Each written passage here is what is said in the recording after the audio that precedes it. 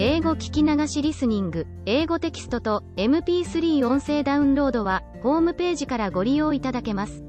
88thpp.com 88thpp.com Beauty and the Beast. Once upon a time, in a very far-off country, there lived a merchant who had been so fortunate in all his undertakings that he was enormously rich. As he had, however, 6 sons and 6 daughters, he found that his money was not too much to let them all have everything they fancied, as they were accustomed to do. But one day a most unexpected misfortune befell them. Their house caught fire and was speedily burnt to the ground, with all the splendid furniture, the books, pictures, gold, silver, and precious goods it contained, and this was only the beginning of their troubles. Their father, who had until this moment prospered in all ways, suddenly lost every ship he had upon the sea, either by dint of pirates, shipwreck, or fire. Then he heard that his clerks in distant countries, whom he trusted entirely, had proved unfaithful, and at last from great wealth he fell into the direst poverty. All that he had left was a little house in a desolate place at least 100 leagues from the town in which he had lived, and to this he was forced to retreat with his children, who were in despair at the idea of leading such a different life. Indeed, the daughters at first hoped that their friends, who had been so numerous while they were rich, would insist on their staying in their houses now they no longer possessed one. But they soon found that they were left alone, and that their former friends even attributed their misfortunes to their own extravagance, and showed no intention of offering them any help. So nothing was left for them but to take their departure to the cottage, which stood in the midst of a dark forest, and seemed to be the most dismal place upon the face of the earth. As they were too poor to have any servants, the girls had to work hard, like peasants, and the sons, for their part, cultivated the fields to earn their living. Roughly clothed, and living in the simplest way, the girls regretted unceasingly the luxuries and amusements of their former life. Only the youngest tried to be brave and cheerful. She had been as sad as anyone when misfortune overtook her father, but, soon recovering her natural gaiety, she set to work to make the best of things, to amuse her father and brothers as well as she could, and to try to persuade her sisters to join her in dancing and singing. But they would do nothing of the sort, and, because she was not as doleful as themselves, they declared that this miserable life was all she was fit for. But she was really far prettier and cleverer than they were. Indeed, she was so lovely that she was always called Beauty. After 2 years, when they were all beginning to get used to their new life, something happened to disturb their tranquility. Their father received the news that one of his ships, which he had believed to be lost, had come safely into port with a rich cargo. All the sons and daughters at once thought that their poverty was at an end, and wanted to set out directly for the town. But their father, who was more prudent, begged them to wait a little, and, though it was harvest time, and he could ill be spared, determined to go himself first, to make inquiries. Only the youngest daughter had any doubt but that they would soon again be as rich as they were before, or at least rich enough to live comfortably in some town where they would find amusement and gay companions once more. So they all loaded their father with commissions for jewels and dresses which it would have taken a fortune to buy. Only Beauty, feeling sure that it was of no use, did not ask for anything. Her father, noticing her silence, said, "And what shall I bring for you, Beauty?" "The only thing I wish for is to see you come home safely," she answered. But this only vexed her sisters, who fancied she was blaming them for having asked for such costly things. Her father, however, was pleased, that as he thought that at her age she certainly ought to like pretty presents, he told her to choose something. "Well, dear father," she said, "as you insist upon it, I beg that you will bring me a rose. I have not seen one since we came here, and I love them so much." So the merchant set out and reached the town as quickly as possible, but only to find that his former companions, believing him to be dead, had divided between them the goods which the ship had brought, and after 6 months of trouble and expense he found himself as poor as when he started, having been able to recover only just enough to pay the cost of his journey. To make matters worse, he was obliged to leave the town in the most terrible weather, so that by the time he was within a few leagues of his home he was almost exhausted with cold and fatigue. Though he knew it would take some hours to get through the forest, he was so anxious to be at his journey's end that he resolved to go on, but night overtook him, and the deep snow and bitter frost made it impossible for his horse to carry him any further. Not a house was to be seen. The only shelter he could get was the hollow trunk of a great tree, and there he crouched all the night, which seemed to him the longest he had ever known. In spite of his weariness the howling of the wolves kept him awake, and even when at last the day broke he was not much better off, for the falling snow had covered up every path, and he did not know which way to turn. At length he made out some sort of track, and though at the beginning it was so rough and slippery that he fell down more than once, it presently became easier, and led him into an avenue of trees which ended in a splendid castle. It seemed to the merchant very strange that no snow had fallen in the avenue, which was entirely composed of orange trees, covered with flowers and fruit. When he reached the first court of the castle, he saw before him a flight of agate steps, and went up them, and passed through several splendidly furnished rooms. The pleasant warmth of the air revived him, and he felt very hungry, but there seemed to be nobody in all this vast and splendid palace whom he could ask to give him something to eat. Deep silence reigned everywhere, and at last, tired of roaming through empty rooms and galleries, he stopped in a room smaller than the rest, where a clear fire was burning and a couch was drawn up closely to it. Thinking that this must be prepared for someone who was expected, he sat down to wait till he should come, and very soon fell into a sweet sleep. When his extreme hunger wakened him after several hours, he was still alone, but a little table, upon which was a good dinner, had been drawn up close to him, and, as he had eaten nothing for 24 hours, he lost no time in beginning his meal, hoping that he might soon have an opportunity of thanking his considerate entertainer, whoever it might be. But no one appeared, and even after another long sleep, from which he awoke completely refreshed, there was no sign of anybody, though a fresh meal of dainty cakes and fruit was prepared upon the little table at his elbow. Being naturally timid, the silence began to terrify him, and he resolved to search once more through all the rooms, but it was of no use. Not even a servant was to be seen, there was no sign of life in the palace. He began to wonder what he should do, and to amuse himself by pretending that all the treasures he saw were his own, and considering how he would divide them among his children. Then he went down into the garden, and though it was winter everywhere else, here the sun shone, and the birds sang, and the flowers bloomed, and the air was soft and sweet. The merchant, in ecstasies with all he saw and heard, said to himself, "All this must be meant for me. I will go this minute and bring my children to share all these delights." In spite of being so cold and weary when he reached the castle, he had taken his horse to the stable and fed it. Now he thought he would saddle it for his homeward journey, and he turned down the path which led to the stable. This path had a hedge of roses on each side of it, and the merchant thought he had never seen or smelt such exquisite flowers. They reminded him of his promise to Beauty, and he stopped and had just gathered one to take to her when he was startled by a strange noise behind him. Turning round, he saw a frightful beast, which seemed to be very angry, and said, in a terrible voice, "Who told you that you might gather my roses?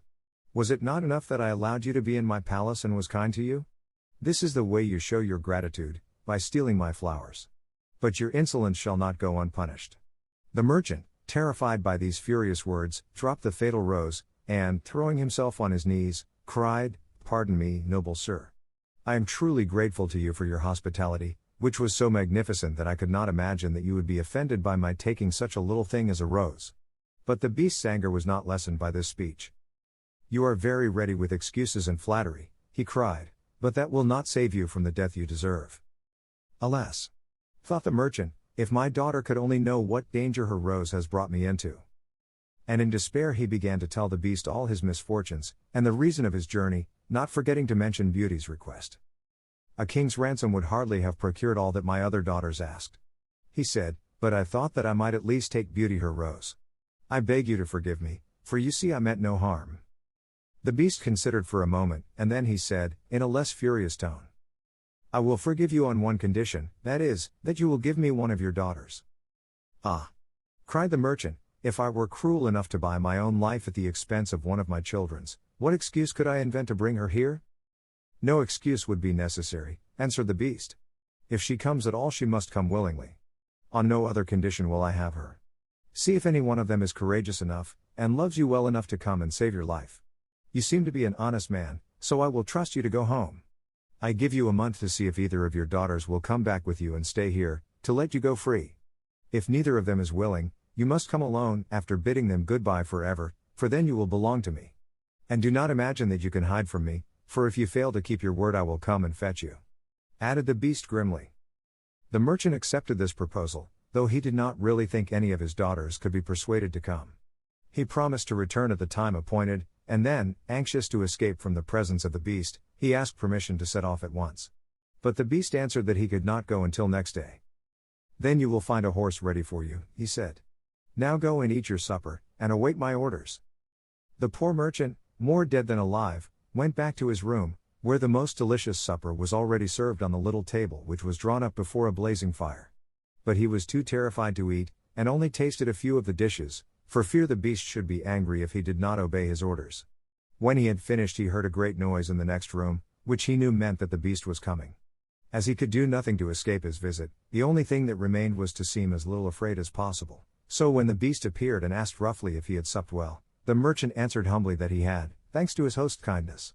Then the beast warned him to remember their agreement, and to prepare his daughter exactly for what she had to expect. Do not get up tomorrow, he added, until you see the sun and hear a golden bell ring. Then you will find your breakfast waiting for you here, and the horse you are to ride will be ready in the courtyard. He will also bring you back again when you come with your daughter a month hence. Farewell. Take a rose to Beauty, and remember your promise. The merchant was only too glad when the beast went away, and though he could not sleep for sadness, he lay down until the sun rose. Then, after a hasty breakfast, he went to gather Beauty's rose, and mounted his horse, which carried him off so swiftly that in an instant he had lost sight of the palace, and he was still wrapped in gloomy thoughts when it stopped before the door of the cottage. His sons and daughters, who had been very uneasy at his long absence, rushed to meet him, eager to know the result of his journey, which, seeing him mounted upon a splendid horse and wrapped in a rich mantle, they supposed to be favorable. He hid the truth from them at first, only saying sadly to Beauty as he gave her the rose, "Here is what you asked me to bring you, you little know what it has cost." But this excited their curiosity so greatly that presently he told them his adventures from beginning to end, and then they were all very unhappy. The girls lamented loudly over their lost hopes, and the sons declared that their father should not return to this terrible castle, and began to make plans for killing the beast if it should come to fetch him. But he reminded them that he had promised to go back. Then the girls were very angry with Beauty, and said it was all her fault, and that if she had asked for something sensible this would never have happened, and complained bitterly that they should have to suffer for her folly. Poor Beauty, much distressed, said to them, "I have, indeed, caused this misfortune, but I assure you I did it innocently. Who could have guessed that to ask for a rose in the middle of summer would cause so much misery? But as I did the mischief it is only just that I should suffer for it. I will therefore go back with my father to keep his promise." At first nobody would hear of this arrangement, and her father and brothers, who loved her dearly, declared that nothing should make them let her go, but Beauty was firm. As the time drew near she divided all her little possessions between her sisters, and said goodbye to everything she loved, and when the fatal day came she encouraged and cheered her father as they mounted together the horse which had brought him back. It seemed to fly rather than gallop, but so smoothly that Beauty was not frightened. Indeed, she would have enjoyed the journey if she had not feared what might happen to her at the end of it. Her father still tried to persuade her to go back, but in vain. While they were talking the night fell, and then, to their great surprise, wonderful colored lights began to shine in all directions, and splendid fireworks blazed out before them. All the forest was illuminated by them, and even felt pleasantly warm, though it had been bitterly cold before. This lasted until they reached the avenue of orange trees, where were statues holding flaming torches, and when they got nearer to the palace they saw that it was illuminated from the roof to the ground, and music sounded softly from the courtyard. "The beast must be very hungry," said Beauty, trying to laugh, "if he makes all this rejoicing over the arrival of his prey." But, in spite of her anxiety, she could not help admiring all the wonderful things she saw. The horse stopped at the foot of the flight of steps leading to the terrace, and when they had dismounted her father led her to the little room he had been in before, where they found a splendid fire burning, and the table daintily spread with a delicious supper. The merchant knew that this was meant for them, and Beauty, who was rather less frightened now that she had passed through so many rooms and seen nothing of the beast, was quite willing to begin, for her long ride had made her very hungry. But they had hardly finished their meal when the noise of the beast's footsteps was heard approaching, and Beauty clung to her father in terror, which became all the greater when she saw how frightened he was. But when the beast really appeared, though she trembled at the sight of him, she made a great effort to hide her terror, and saluted him respectfully. This evidently pleased the beast. After looking at her he said, in a tone that might have struck terror into the boldest heart, though he did not seem to be angry, "Good evening, old man." "Good evening, Beauty." The merchant was too terrified to reply, but Beauty answered sweetly, "Good evening, beast." "Have you come willingly?" asked the beast. "Will you be content to stay here when your father goes away?" Beauty answered bravely that she was quite prepared to stay. "I am pleased with you," said the beast. "As you have come of your own accord, you may stay. As for you, old man," he added, turning to the merchant, "at sunrise tomorrow you will take your departure. When the bell rings get up quickly and eat your breakfast, and you will find the same horse waiting to take you home, but remember that you must never expect to see my palace again." Then turning to Beauty, he said, "Take your father into the next room, and help him to choose everything you think your brothers and sisters would like to have. You will find 2 traveling trunks there, fill them as full as you can. It is only just that you should send them something very precious as a remembrance of yourself." Then he went away, after saying, "Goodbye, Beauty. Goodbye, old man." And though Beauty was beginning to think with great dismay of her father's departure, she was afraid to disobey the beast's orders, and they went into the next room, which had shelves and cupboards all round it. They were greatly surprised at the riches it contained. There were splendid dresses fit for a queen, with all the ornaments that were to be worn with them, and when Beauty opened the cupboard she was quite dazzled by the gorgeous jewels that lay in heaps upon every shelf. After choosing a vast quantity, which she divided between her sisters, for she had made a heap of the wonderful dresses for each of them, she opened the last chest, which was full of gold. "I think, father," she said, "that, as the gold will be more useful to you, we had better take out the other things again, and fill the trunks with it." So they did this, but the more they put in the more room there seemed to be, and at last they put back all the jewels and dresses they had taken out, and Beauty even added as many more of the jewels as she could carry at once, and then the trunks were not too full, but they were so heavy that an elephant could not have carried them. "The beast was mocking us," cried the merchant. "He must have pretended to give us all these things, knowing that I could not carry them away." "Let us wait and see," answered Beauty. "I cannot believe that he meant to deceive us. All we can do is to fasten them up and leave them ready."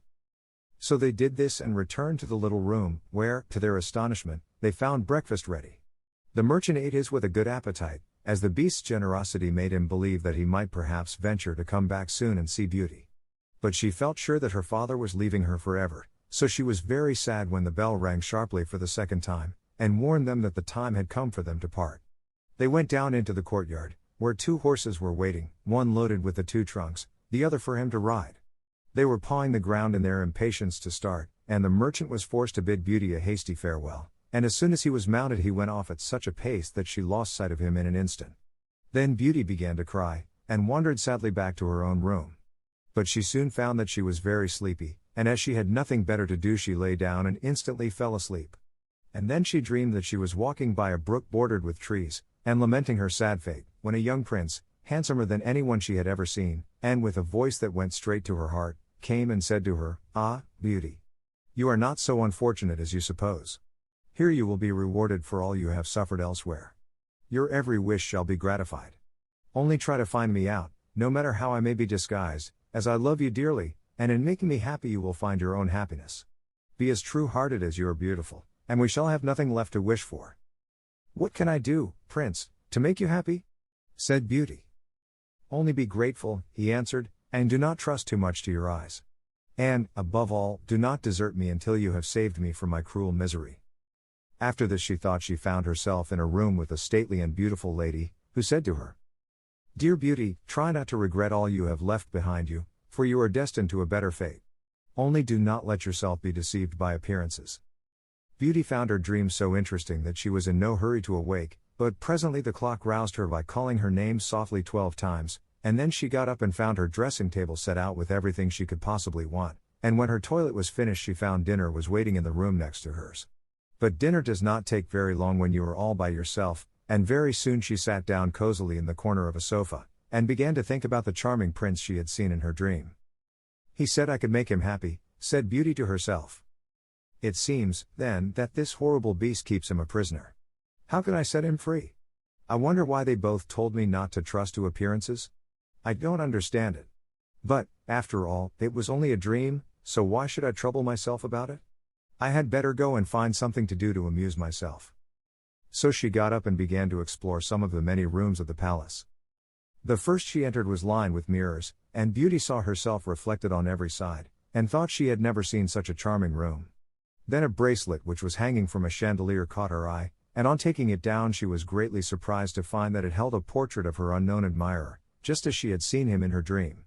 With great delight she slipped the bracelet on her arm, and went on into a gallery of pictures, where she soon found a portrait of the same handsome prince, as large as life, and so well painted that as she studied it he seemed to smile kindly at her. Tearing herself away from the portrait at last, she passed through into a room which contained every musical instrument under the sun, and here she amused herself for a long while in trying some of them, and singing until she was tired. The next room was a library, and she saw everything she had ever wanted to read, as well as everything she had read, and it seemed to her that a whole lifetime would not be enough to even read the names of the books, there were so many. By this time it was growing dusk, and wax candles in diamond and ruby candlesticks were beginning to light themselves in every room. Beauty found her supper served just at the time she preferred to have it, but she did not see anyone or hear a sound, and, though her father had warned her that she would be alone, she began to find it rather dull. But presently she heard the beast coming, and wondered tremblingly if he meant to eat her up now. However, as he did not seem at all ferocious, and only said gruffly, "Good evening, Beauty," she answered cheerfully and managed to conceal her terror. Then the beast asked her how she had been amusing herself, and she told him all the rooms she had seen. Then he asked if she thought she could be happy in his palace, and Beauty answered that everything was so beautiful that she would be very hard to please if she could not be happy. And after about an hour's talk, Beauty began to think that the beast was not nearly so terrible as she had supposed at first. Then he got up to leave her and said in his gruff voice, "Do you love me, Beauty? Will you marry me?" "Oh! What shall I say?" cried Beauty, for she was afraid to make the beast angry by refusing. "Say yes or no without fear," he replied. "Oh! No, beast," said Beauty hastily. "Since you will not, good night, Beauty," he said. And she answered, "Good night, beast," very glad to find that her refusal had not provoked him. And after he was gone she was very soon in bed and asleep, and dreaming of her unknown prince. She thought he came and said to her, "Ah, Beauty! Why are you so unkind to me? I fear I am fated to be unhappy for many a long day still." And then her dreams changed, but the charming prince figured in them all, and when morning came her first thought was to look at the portrait, and see if it was really like him, and she found that it certainly was. This morning she decided to amuse herself in the garden, for the sun shone, and all the fountains were playing, but she was astonished to find that every place was familiar to her, and presently she came to the brook where the myrtle trees were growing where she had first met the prince in her dream, and that made her think more than ever that he must be kept a prisoner by the beast. When she was tired she went back to the palace, and found a new room full of materials for every kind of work, ribbons to make into bows, and silks to work into flowers. Then there was an aviary full of rare birds, which were so tame that they flew to Beauty as soon as they saw her, and perched upon her shoulders and her head. "Pretty little creatures," she said, "how I wish that your cage was nearer to my room, that I might often hear you sing." So saying she opened a door, and found, to her delight, that it led into her own room, though she had thought it was quite the other side of the palace. There were more birds in a room farther on, parrots and cockatoos that could talk, and they greeted Beauty by name. Indeed, she found them so entertaining that she took one or two back to her room, and they talked to her while she was at supper, after which the beast paid her his usual visit, and asked her the same questions as before, and then with a gruff good night he took his departure, and Beauty went to bed to dream of her mysterious prince. The days passed swiftly in different amusements, and after a while Beauty found out another strange thing in the palace, which often pleased her when she was tired of being alone. There was one room which she had not noticed particularly. It was empty, except that under each of the windows stood a very comfortable chair, and the first time she had looked out of the window it had seemed to her that a black curtain prevented her from seeing anything outside. But the second time she went into the room, happening to be tired, she sat down in one of the chairs, when instantly the curtain was rolled aside, and a most amusing pantomime was acted before her. There were dances, and colored lights, and music, and pretty dresses, and it was all so gay that Beauty was in ecstasies. After that she tried the other 7 windows in turn, and there was some new and surprising entertainment to be seen from each of them, so that Beauty never could feel lonely any more. Every evening after supper the beast came to see her, and always before saying good night asked her in his terrible voice, "Beauty, will you marry me?" And it seemed to Beauty, now she understood him better, that when she said, "No, beast," he went away quite sad. But her happy dreams of the handsome young prince soon made her forget the poor beast, and the only thing that at all disturbed her was to be constantly told to distrust appearances, to let her heart guide her, and not her eyes, and many other equally perplexing things, which, consider as she would, she could not understand.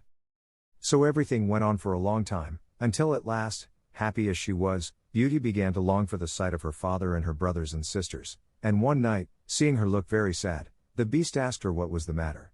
Beauty had quite ceased to be afraid of him. Now she knew that he was really gentle in spite of his ferocious looks and his dreadful voice. So she answered that she was longing to see her home once more.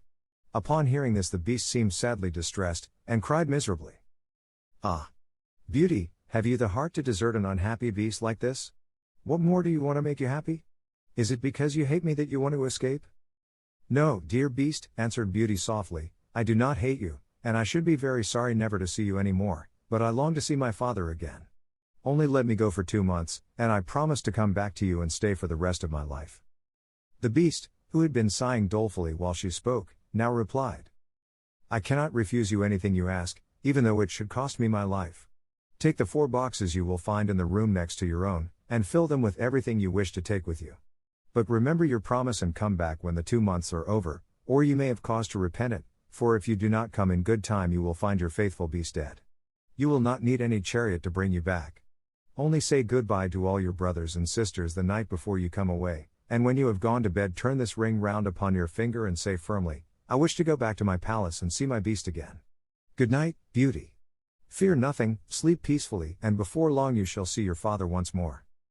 As soon as Beauty was alone she hastened to fill the boxes with all the rare and precious things she saw about her, and only when she was tired of heaping things into them did they seem to be full. Then she went to bed, but could hardly sleep for joy. And when at last she did begin to dream of her beloved prince she was grieved to see him stretched upon a grassy bank, sad and weary, and hardly like himself. What is the matter? She cried. He looked at her reproachfully, and said, How can you ask me, cruel one? Are you not leaving me to my death perhaps? Ah! Don't be so sorrowful, cried Beauty, I am only going to assure my father that I am safe and happy. I have promised the beast faithfully that I will come back, and he would die of grief if I did not keep my word. What would that matter to you? Said the prince, surely you would not care? Indeed, I should be ungrateful if I did not care for such a kind beast, cried Beauty indignantly. I would die to save him from pain. I assure you it is not his fault that he is so ugly. Just then a strange sound woke her. Someone was speaking not very far away, and opening her eyes she found herself in a room she had never seen before, which was certainly not nearly so splendid as those she was used to in the beast's palace. Where could she be? She got up and dressed hastily, and then saw that the boxes she had packed the night before were all in the room.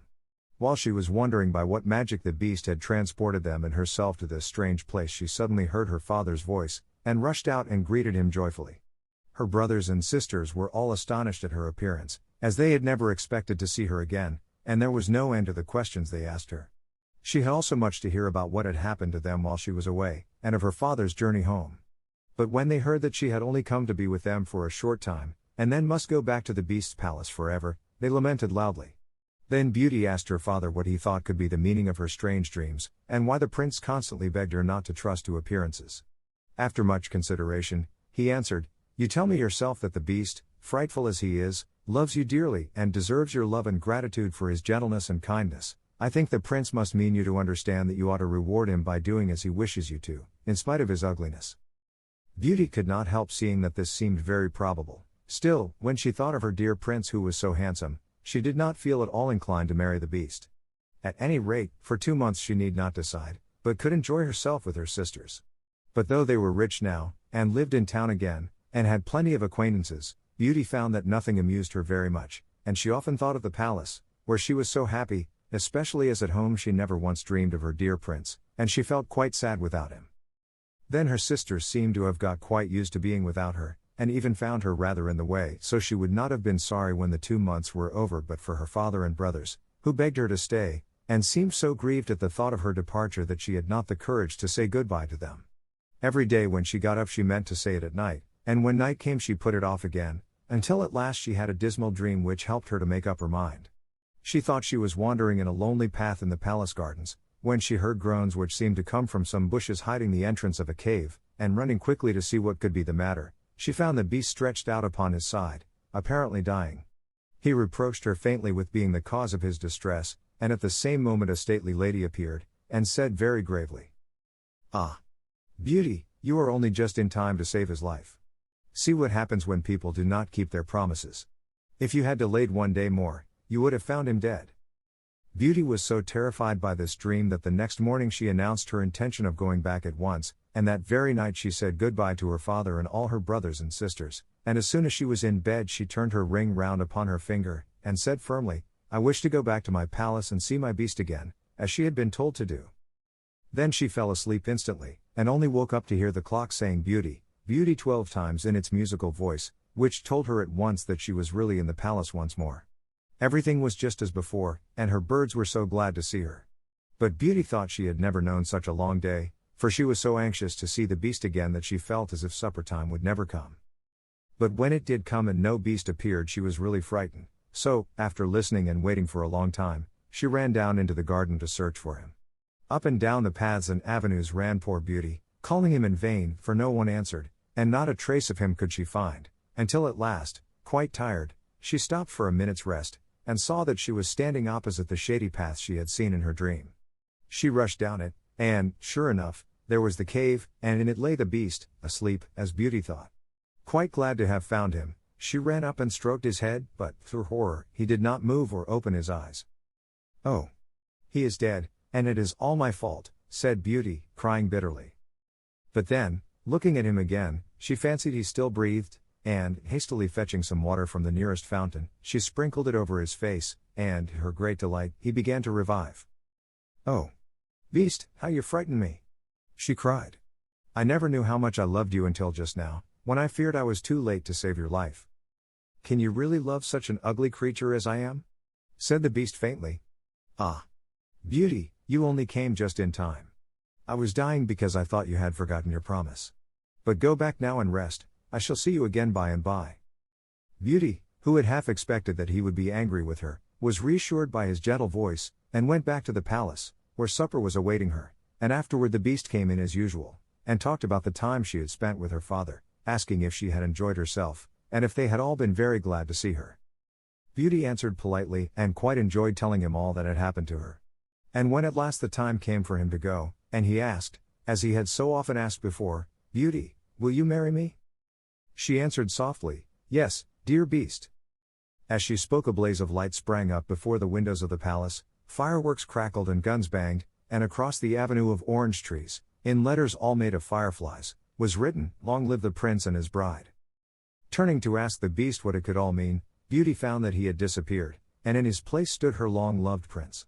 At the same moment the wheels of a chariot were heard upon the terrace, and two ladies entered the room. One of them Beauty recognized as the stately lady she had seen in her dreams, the other was also so grand and queenly that Beauty hardly knew which to greet first.